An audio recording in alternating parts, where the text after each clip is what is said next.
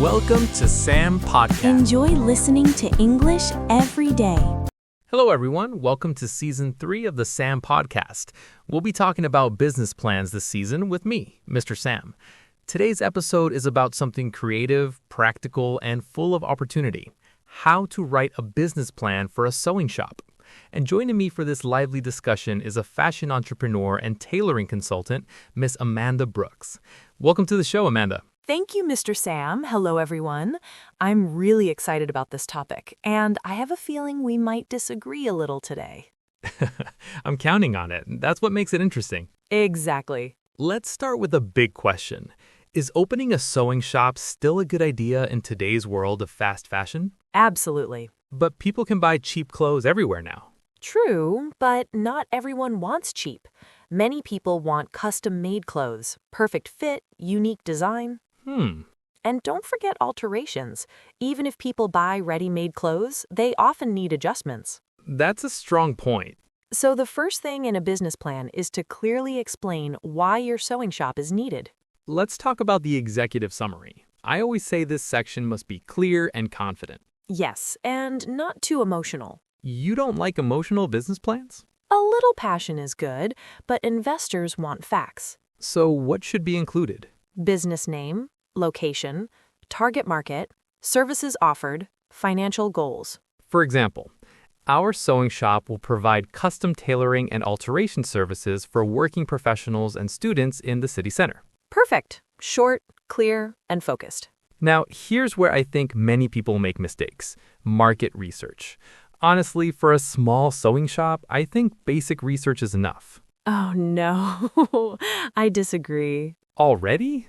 Yes, even small businesses need serious research. Why? It's just tailoring. Just tailoring? That's dangerous thinking. Okay, explain. You need to know how many sewing shops are nearby, what services they offer, their price range, their reputation. True. Maybe competitors focus only on women's clothing. That's your chance to specialize in men's suits. Finding a gap in the market. Exactly. Should a sewing shop target everyone? No, that's a big mistake. Why? Because different customers have different needs.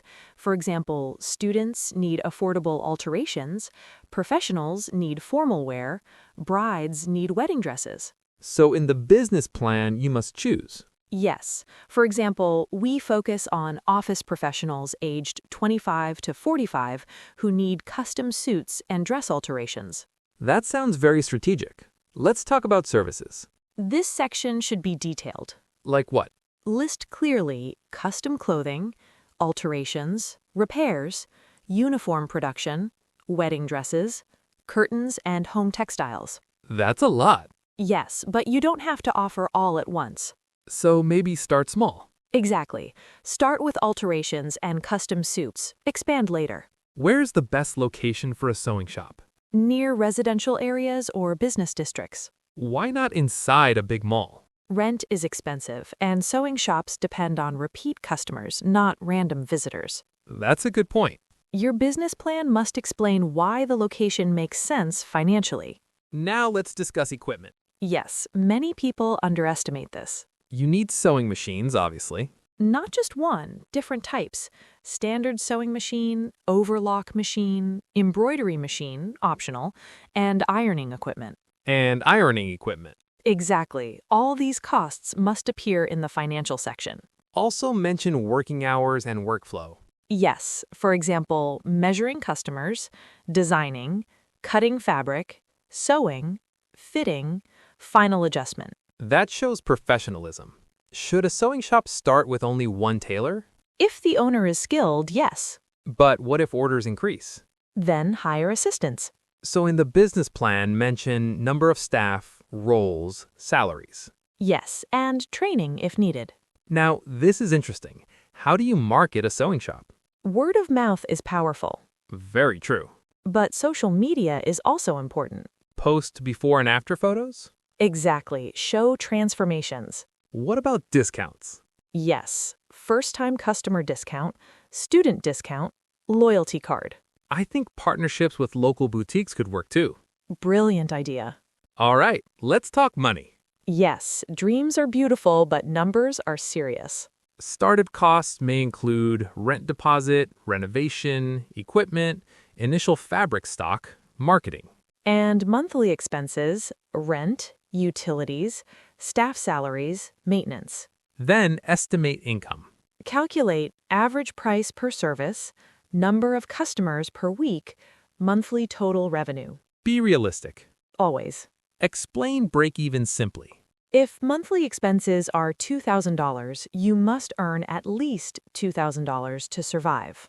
And profit comes after that. Yes, many sewing shops fail because they underprice their services. That's true. Skill has value. Let's list risks. Strong competition, slow seasons, rising fabric costs, lack of skilled staff. How to reduce risk. Diversify services, offer repairs during slow months. Smart. Don't forget future goals. Like opening a fashion brand? Yes, or selling ready-made designs online. Ambition is important. Final question, Amanda. What's more important, sewing talent or business planning? Planning. Really? Yes, talent without planning leads to stress and loss. I think both are equal. Maybe, but without planning, even talented tailors can fail. You're probably right.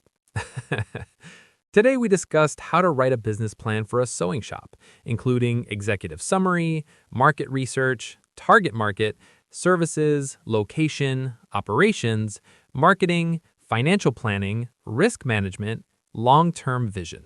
Remember, a sewing shop is not just about stitching fabric. It's about strategy, service, and sustainability. Thank you so much, Amanda Brooks, for joining us today. Thank you, Mr. Sam. It was a pleasure debating with you. And thank you to our listeners. If you enjoyed this episode of Season 3 of the SAM Podcast, don't forget to subscribe and share it with your friends. See you next time.